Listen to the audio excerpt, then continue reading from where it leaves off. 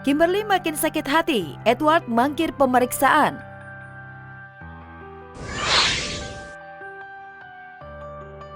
Kimberly Ryder lagi-lagi harus meregang kecewa terhadap suaminya Edward Akbar. Senin kemarin, Edward yang seharusnya menjalani pemeriksaan atas kasus dugaan penggelapan mobil Kimberly, memilih mangkir dengan alasan sakit. Ya, Edward sepertinya sengaja mengulur waktu untuk menjalani pemeriksaan. Pasalnya, keterangan yang disampaikan ke pihak kepolisian dan apa yang disampaikan lawyernya di hadapan awak media berbeda. Sudah kita layangkan, kemudian kita panggil tanggal 5 Agustus 2024 sekiranya jam 14.00. Namun demikian dari pihak EA untuk minta ditunda. Untuk diminta ditunda tanggal 12 Agustus 2024. Jadi untuk penundaan tidak bisa ditinggalkan, ada pekerjaan yang tidak bisa ditinggalkan. Hari ini agendanya kan seharusnya pemanggilan klarifikasi ya. Tapi klien kami tidak dapat hadir karena kondisi kesehatan yang kurang baik. Sekaligus memang tanggal 7 kan ada agenda mediasi ya. Jadi lebih fokus terhadap gugatan misalnya Kim dulu. Ya, ketidakhadiran Edward dengan alasan berbeda-beda sungguh menimbulkan spekulasi liar. Sejatinya Edward dan NL benar-benar telah menggelapkan mobil istrinya sendiri, Kimberly. Namun kubu Edward menepis dan mengklaim mobil tersebut sebagai harta bersama. Harta itu kan dibeli bersama, ada bukti pembeliannya bersama, sehingga menurut kami tidak ada penggelapan. Lantas benarkah jika tak kunjung mengindahkan panggilan polisi, Polres Jakarta Selatan segera memanggil paksa? Jadi kalau di kepolisian 2 kali dipanggil, kemudian 3 kali upaya paksa. Jika memang tidak ada kabar dari pihak yang dipanggil.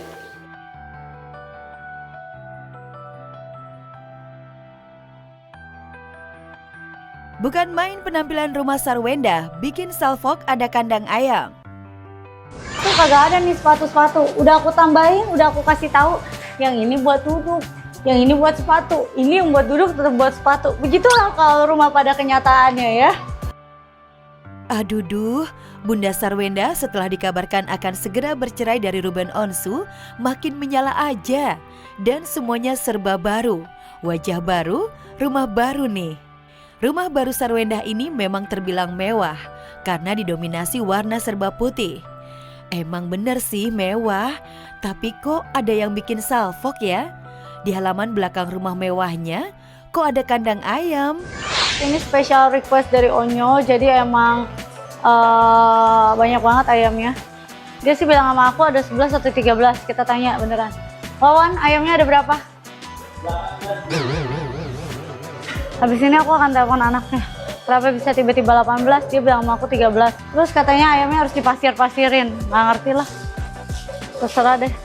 Perjanjiannya 10, tapi ternyata lebih kan. Ya ampun, peliharaan Onyo ternyata. Muka Bunda Sarwenda jadi berubah gitu ya. Pas tahu tiba-tiba ayam punya Onyo ada 18 ekor. Aduh, ini sih cari perkara. Pulang-pulang Onyo malah langsung dikandangin juga deh. Ternyata Onyo diam-diam sejak kecil udah hobi pelihara ayam. Aku suka ayam dari kelas 1 SD, aku udah suka ayam. Itu karena dengar suaranya itu lucu aja gitu kayak tik tik gitu. Itu salah tuh, jadi 18 salah. Jadi sebenarnya ayam aku cuma 10. 18 tuh gara-gara ada yang asisten yang ngerawatin juga di rumah kan. Jadi ya ada tambahan dikit lah gitu, tapi nggak sampai 18. Jadi Bunda Sarwenda juga nggak masalah ya, karena Onyo udah izin sebelumnya. Meski nantinya bakal kotor rumah mewahnya. Tapi mau gimana lagi, Onyo udah sayang banget sama ayam-ayamnya. Jangan sampai mainnya di lobi karena nanti bisa pupnya di lobi kayak gitu-gitu. Ayam kan nggak bisa kita suruh, lu habis ini pupnya di toilet ya, itu toiletnya jalannya ke sini gini kan Nggak boleh yang namanya kotor. Jadi daerah ayam di sini sama dia kalau mau jemur di taman yang tadi. Kalau kotor dan berantakan ya wajar-wajar aja, namanya juga rumah baru. Tapi nih yang unik, nggak kalah mewah juga sama kamar anak-anak, Thalia dan Tania. Wah, tampak nyaman dan estetik banget. Pasti Thalia dan Tania makin betah. Di sini ada perosotan ya, tapi nanti perosotannya karena mereka sudah makin besar, jadi aku akan tambahin di sini kayak wall climbingnya juga gitu.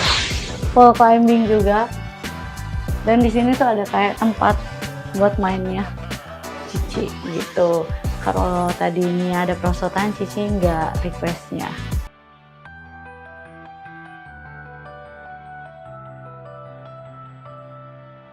Inara menjerit dengar Starla ingin kerja demi bantu keluarga. Apapun yang terjadi, apapun yang orang lain katakan tentang kamu, apapun yang kamu lakukan, Mami itu sayang sama kamu.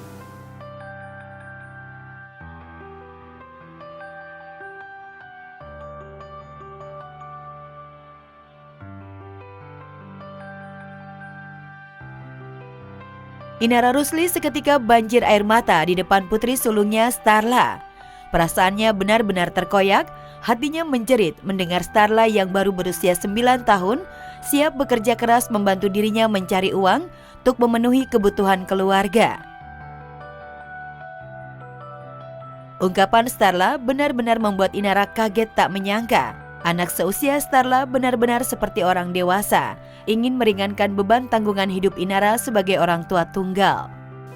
Apa sih lah yang pengen kamu lakuin gitu ketika nanti kamu udah dewasa, supaya kamu bisa menciptakan kehidupan yang menurut kamu bahagia versi kamu? Maybe. Make money of it. Yeah. Terus Make money of it and maybe share my money with you. for me? Yeah. Masya Allah. Make yourself happy. Wow, thank you. Sebenarnya nggak ada kewajiban kok kamu untuk bisa membuat Mami bahagia, nak.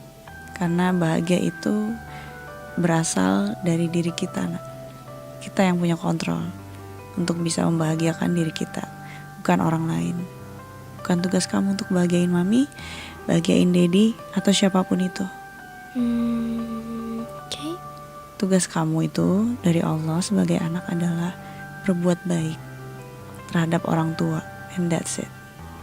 That's my job. Yes. Ya, kegigihan Inara Rusli berjuang sebagai ibu terbaik bagi ketiga anaknya, sekaligus bekerja mencari nafkah, sejatinya terekam dalam ingatan putri sulungnya Starla. Wajar jika sosok Inara menjadi idola sempurna di hati Starla. Ungkapan tulus Starla pun seketika membuat mata Inara berkaca-kaca. Mami mau tahu dong, role model kamu siapa? You. Me? Yeah. Really? You. Oh, bukannya aku tuh galak. You're my mother. Ya, besides I'm your mother. I wanna be your helper in the future. Wanna help you with your job in the future because your heart really work right now, and I think you need to buy second hand. To buy, Second hand. to pay. Yeah. Sejak pisah dari Virgon, kebahagiaan ketiga buah hatinya jadi tujuan utama Inara Rusli. Apalagi sang mantan suami yang seharusnya memberi nafkah justru belakangan tersandung masalah yang membuat jatah nafkah tersendat. Inara pun rela banting tulang mulai dari jualan baju hingga buka warung kuliner demi menghidupi keluarga. Aku percaya bahwa ketika kita berserah diri sama Allah, yang penting kita ikhtiar, yang penting kita jalanin aja yang sudah Allah sediakan jalurnya. Insya Allah nanti akan Allah kasih kemudahan, insya Allah pasti akan ada pertolongan setiap kali kita mengalami kesulitan. Mau ada masalah nggak ada masalah, pasti Allah kasih rezeki lah. Istilahnya kecoa aja bisa hidup walaupun nggak punya ATM gitu kan, walaupun dia juga nggak jelas ya kan, nggak punya rumah tangga, namanya kecoa ya kan gitu. Jadi apa ya, menurut aku orang mau ada rumah tangga nggak ada rumah tangga, mau ada pasangan nggak ada pasangan, semua sudah dijamin rezekinya sama Allah.